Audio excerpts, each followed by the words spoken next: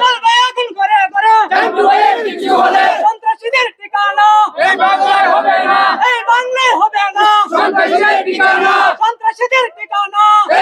Member Jantu member খুব সরল সুজা মানুষ। সন্ত্রাসীর হামলায় তার বাড়িতে গিয়ে তারা আক্রমণ করায় দিনের বেলায় আমরা তীব্র প্রতিবাদ জানাই। মানে সুনির্দিষ্ট তদন্ত করে আইনের আওতায় আনা হোক এই বলে আমার দাবি। অ্যাসোসিয়েশনও এখানে আমরা একাত্মতা পোষণ করেছি। এখানে আমাদের সভাপতি, সেক্টরের সাংগঠনিক সভাপতি সহ অনেক এই অ্যাসোসিয়েশন অনেক নেতৃবৃন্দ এখানে উপস্থিত।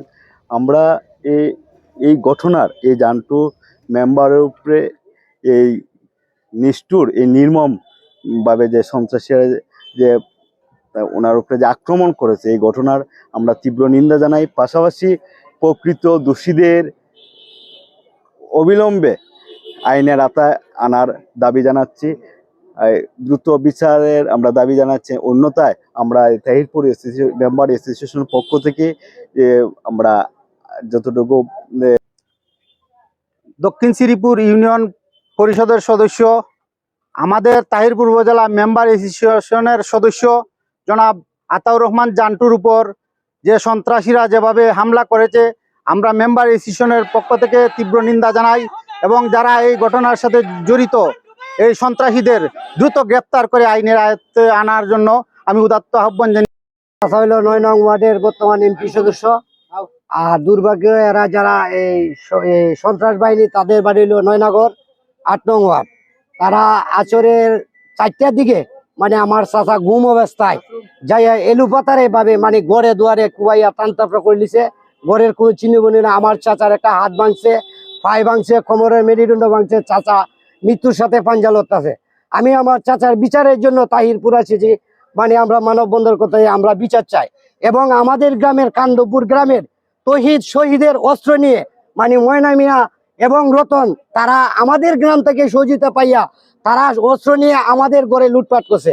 আমরা বলতে পারি না এই লুপাতের ভাবে কুয়াইছে, কিন্তু অস্ত্রটি হলে আমাদের গ্রামের তহিদ শহীদ ওরা দুই ভাই মানে নিজ হাতে তুলে দিছে।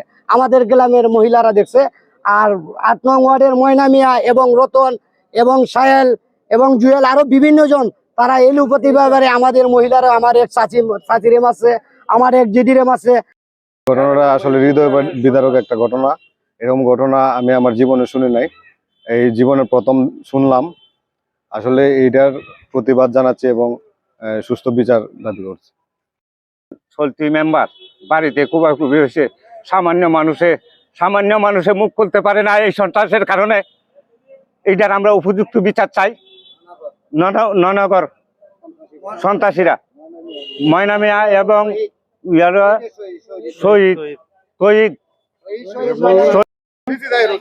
আমার জীবনের প্রথম এই ঘটনা দেখলাম। আমরা বিগত 40 বছরের ভিতরে এই ঘটনা দেখি নাই।